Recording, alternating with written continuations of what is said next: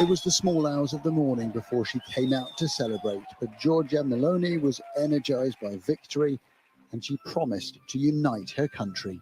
It seems clear to me that what came out from the first projections is that Italians in these general elections have expressed a clear indication that they want a centre-right government led by Brothers of Italy. Her party, the Brothers of Italy, is now the biggest and will lead a right-wing coalition government. If we will be called to govern this country, we will do it for all Italians, for everybody, with the goal of uniting this people, of stressing what unites rather than what divides.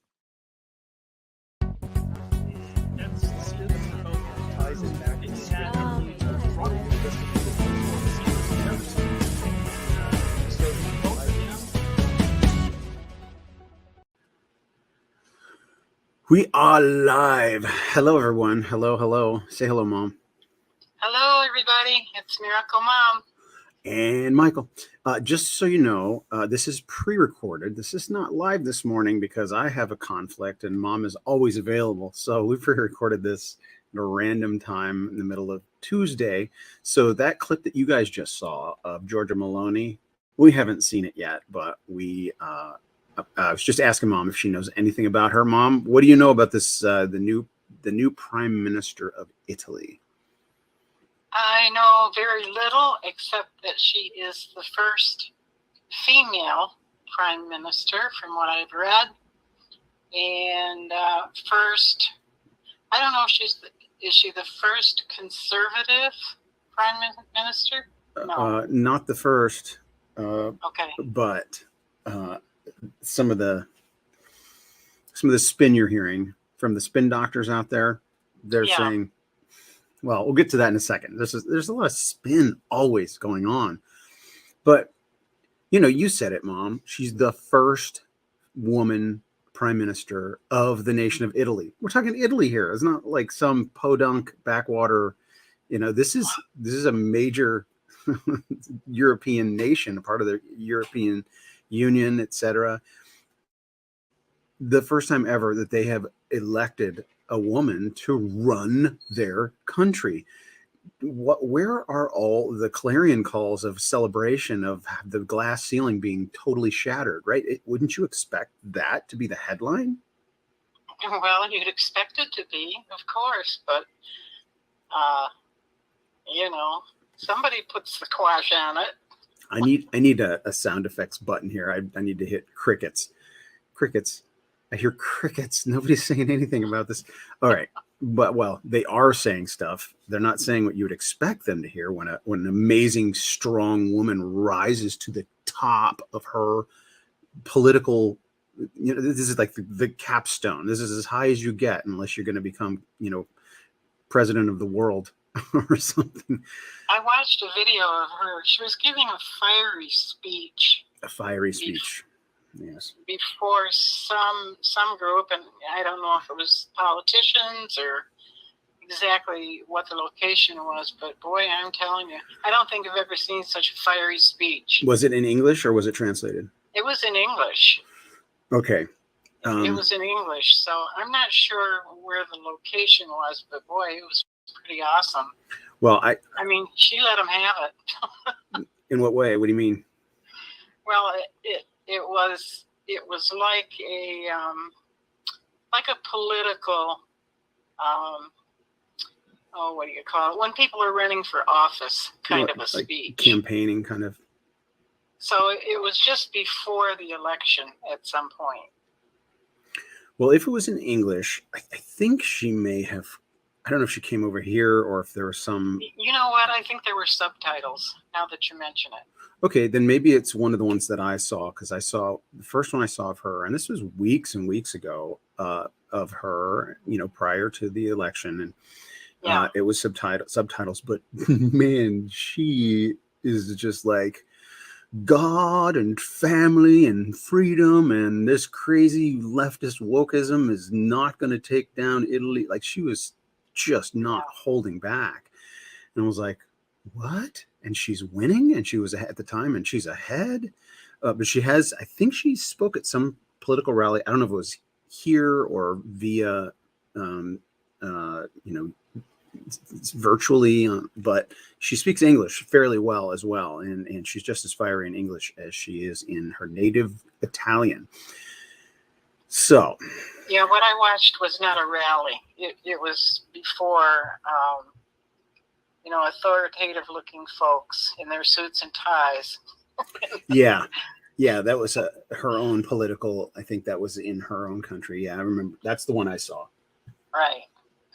Sorry, pretty impressive. I'm multitasking here. I'm actually working.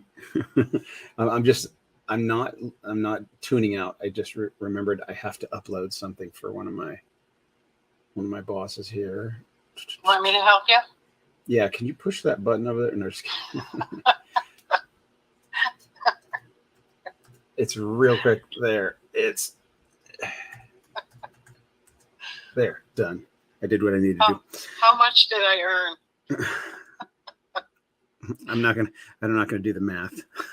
I don't want to give people any idea of what my salary is. Anyway, so now you were asking at the beginning, is she the first conservative? Like, no, but the narrative that the spin doctors are spinning, like they do, if they say the first woman, they may leave that out completely, but they're saying this is the most conservative leader of Italy since Mussolini. Benito Mussolini. Oh, yeah. I remember reading that. Yeah. So does that sound familiar? I mean, is that a good thing or a bad thing? Being compared to Mussolini. Mussolini wasn't exactly a good guy. Mm-hmm. Right.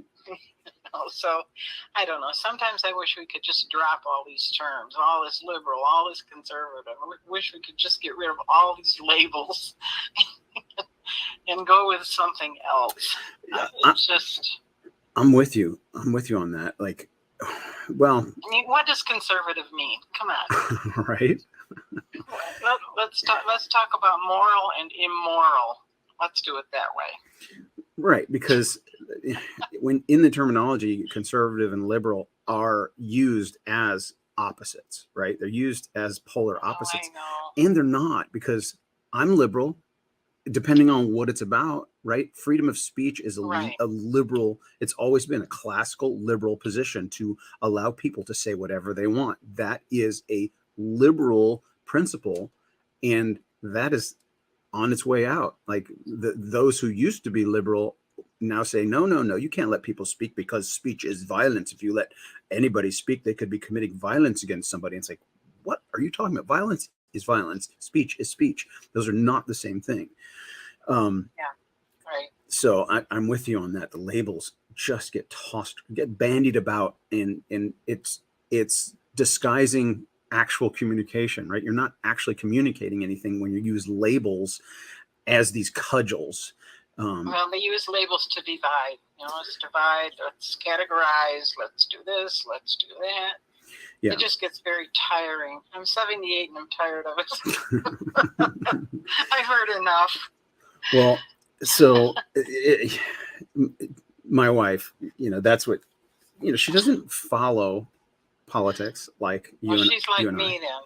I don't follow it either. Well, she doesn't.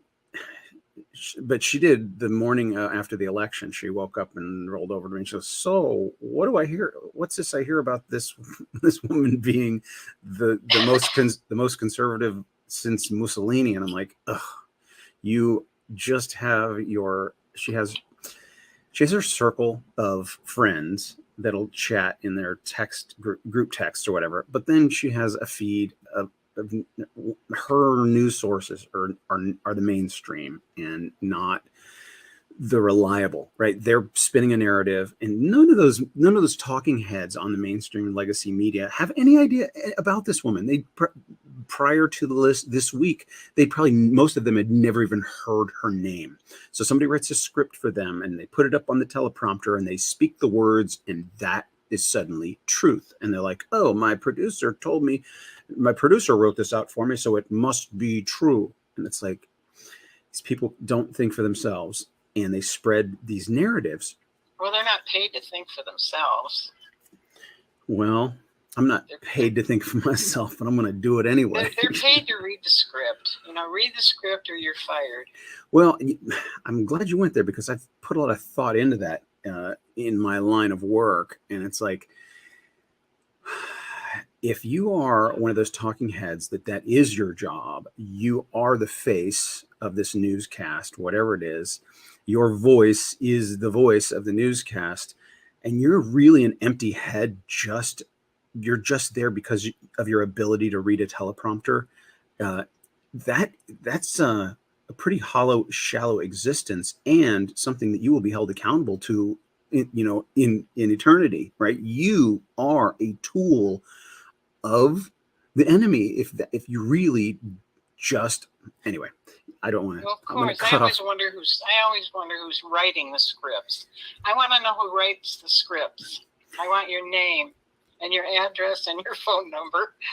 Well, have you ever seen those there are videos, I don't know how you would search for them, but there are videos online that show when a particular news item comes out, and whoever does the legwork to research all of the local news stations across the country, they'll play back to back to back to back to back to back to back to back to back, and then sometimes all together on screen, up kind of a mosaic of all these people from all over the nation, saying the exact same thing. Right. So it's one script writer with 100 different faces and voices saying it.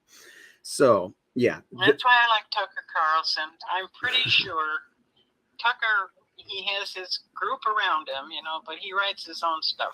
I don't think anybody's handing him a script from out of nowhere. He has very trusted producers. The high-level producers at the Tucker Carlson show will just listen to Tucker and know his take. And so he has co-writers, but I'm sure Tucker writes probably at least half of what he says. I even wonder, though, how Tucker is still able to do what he does, because he doesn't give me the impression that he's just following the crowd at all. Well, he's not necessarily in lockstep with Fox News. Oh no, he's. So I wonder what keeps him there. The ratings. Oh, here we go. It's all about the money. Well, how quickly I forget. Well, that's a good thing in some cases, right? If you have a bold, uncompromising delivery, and it gets ratings and makes money, that's the best of both worlds. Well, right? I think their deal is they can afford to have one of their employees that's allowed to, tell it like it is. But if everybody on the channel was doing that, I don't think that would work. Well, I don't know. I know Fox is disappointing. It's funny. It's like, they used to be the one channel or one network that kind of told you, they what was their slogan? We are fair and balanced, right? We just, their existence is the fair and balanced because everybody else is left and they just are. Well, let's not talk about. I don't want to talk about Fox. I don't want to talk about Fox anymore. Well, see, I don't even want fair and balanced. I just want the truth, please. Good preaching. So now, what does this mean, though? So, do you have any idea? Because Georgia Maloney. It's going to impact the European Union. In what way? For starters, I don't know. I just heard somebody say that. European Union isn't liking this. No, not at all. I think. Are they afraid that this might become a trend? Well, it is a trend, and it's not the first. I think Sweden just had a major kind of upset in their elections, and her I mean, this was a landslide. So it wasn't just her. It wasn't Maloney eking out this win. It was a landslide. Her party took control of, and I don't know how the Italian government is structured, but her party took total control. I mean, it's like 55%. I mean, there's all these different groups, but hers is in the majority, and they saw it coming. I mean, it was coming for a couple months, or a couple, at least a month and a half, that it was trending this way. So what's happening in Europe right now is their dependence on Russian oil has pretty much is going to destroy the European Union. Their dependence on Russian oil over the years, and their dependence on green energy, right? So these renewables and clean green energy, it's a great ambition, but technologically, we are probably a century from it being anything sustainable, right? So they, just because we have wind farms and just because we have solar panels doesn't mean those have reached the point of technological advancement where they can support the entire European population. But by forcing these ecological sanctions or ecological restrictions, and Germany is the one that went full hog. They made fossil fuels illegal or whatever, and they tore down they shut down their nuclear power is actually the cleanest power. But there's this agenda of what is acceptable for the climate and what is not. Problem is the technology, the renewables technology, cannot support the entire world population, much less the European population. And so all of the economies that are tied to the Russian oil, now that Russia shut it off, they're going to have a cold, frozen winter without cheap fuel. You saw that 2 pipelines were sabotaged. Well, yesterday. I did hear about that, and I mean, something happened. It was sabotage in there. Well, the evidence has come out. I just read it recently within the past couple of hours. It's been confirmed. This was not some kind of natural accident. Right, but they were sabotaged. By whom? And that's the big question mark. And was the United States behind this? It's like, oh my goodness.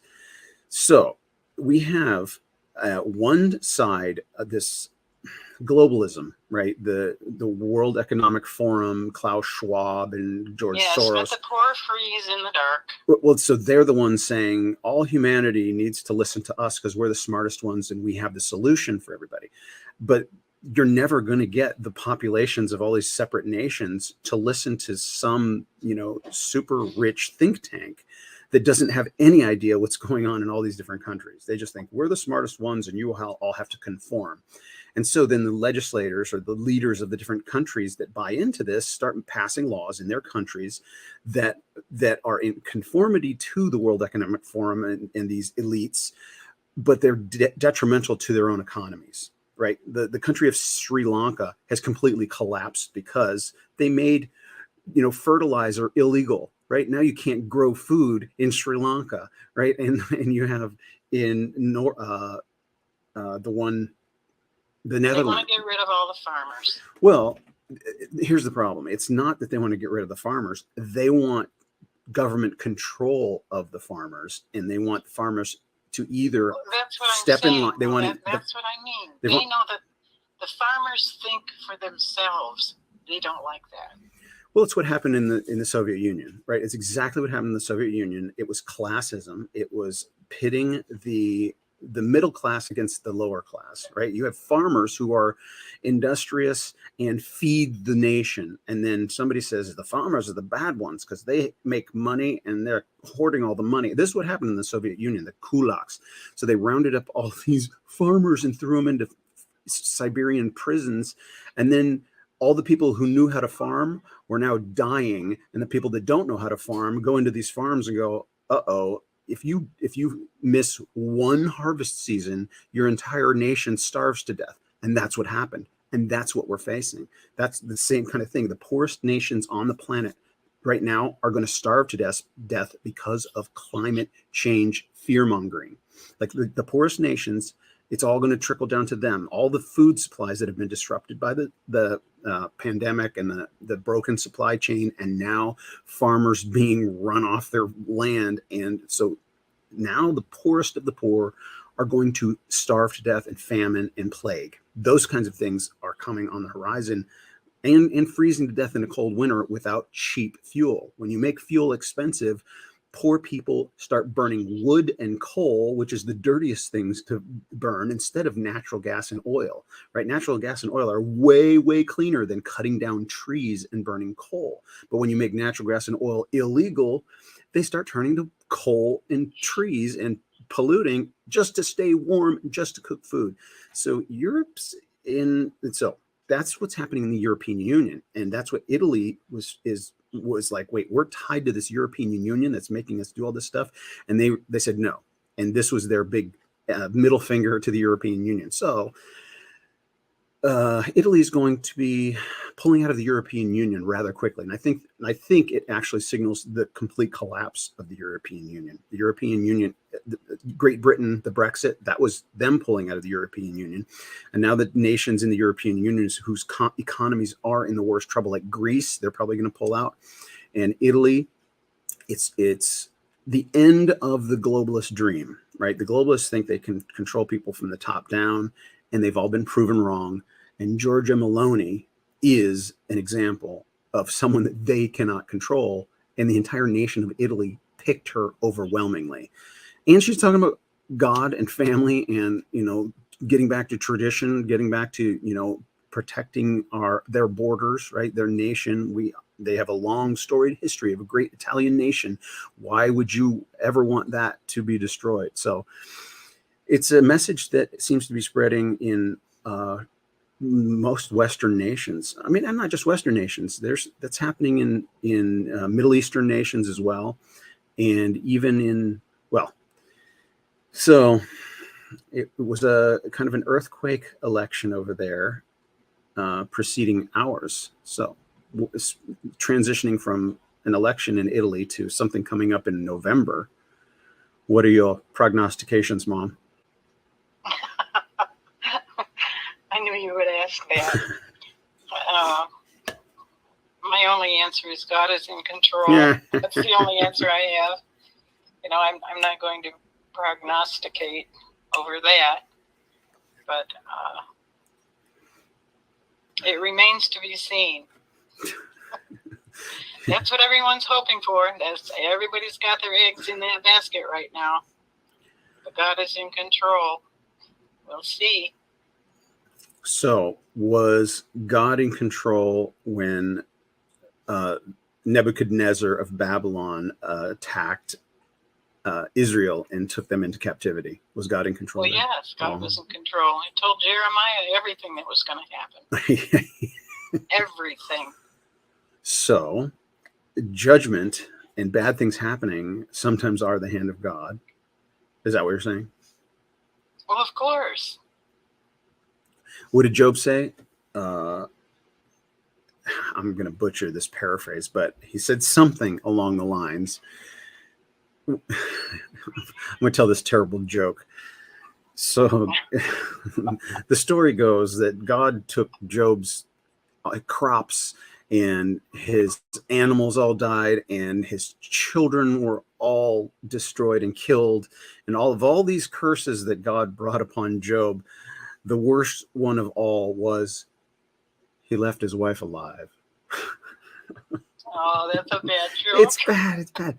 I've heard it. That's very bad. But what she said to him when he was clinging to God, and she said, what? Curse God and die. Right? So these are her children and all her livelihood that's gone as well. And he's saying, I cannot charge with God with wrongdoing. And so his response to her was, shall we accept only good from the Lord and not also evil? Can you accept evil from God? Is that something that God does? Did he create evil? Well, God created the evil one. Well, he wasn't evil when he created him. Well, of course not. No. We're getting into these sticky metaphysical and theological topics. Well, that difficult question that people ask, if there is a good God, why do the innocent suffer?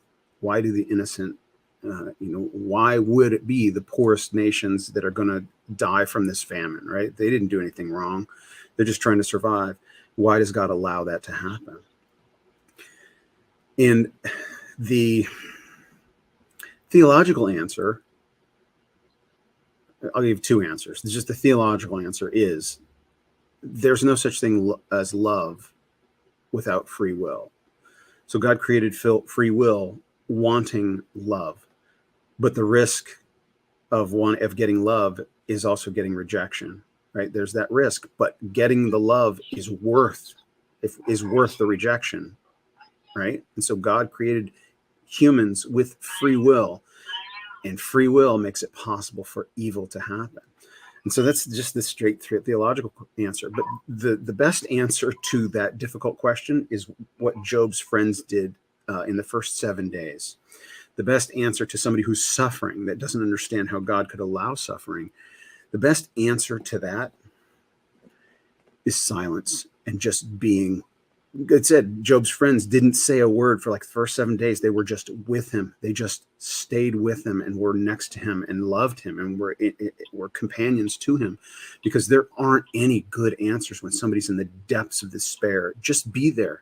That's the only answer for some people suffering, is to just let them know you're there if they need somebody with them or somebody to talk to.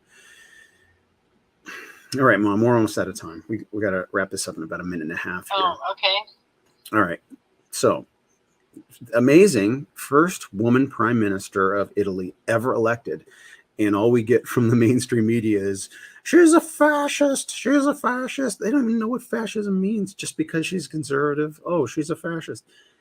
She just cares about her country, and she delivers good speeches, but it does remain to be seen how she's going to rule, right? She can say all the right things to get the crowd behind her, but she could turn out to be very different. She could totally cave to the EU, and who knows? Time will tell. That's right. All right, Mom, we're going to sign off now. I love you. Okay. Well, I love you too. I'm glad you don't mind talking politics. It's like I try to talk other things. You're talking the politics. I'm just listening. Who picked this topic? You did. I think it was my producer Gina. We'll blame her. Thanks, Gina. No, okay. I'm glad she suggested this, because it's current and it's been on my radar, and it's something that we need to keep our eye on, because it's a trend. It's not a blip. It's not an anomaly. It's actually the trend. Populism, people wanting their countries to remain intact, people wanting their own traditions to survive. There's mass migration all through Europe. There's demographic changes, population changes that are changing fundamentally cultures. And people are like, wait a minute, we didn't want our culture to change. What's going on here? The people in control are allowing these things to happen. I mean, there's a right way to do immigration and a wrong way to do immigration, and that's what's happening. The wrong way is kind of taking its toll on nations around the world. So, but you're right, Mom. God is in control. Love you. Yes. I'll talk Love you too. Talk to you next Bye-bye. week.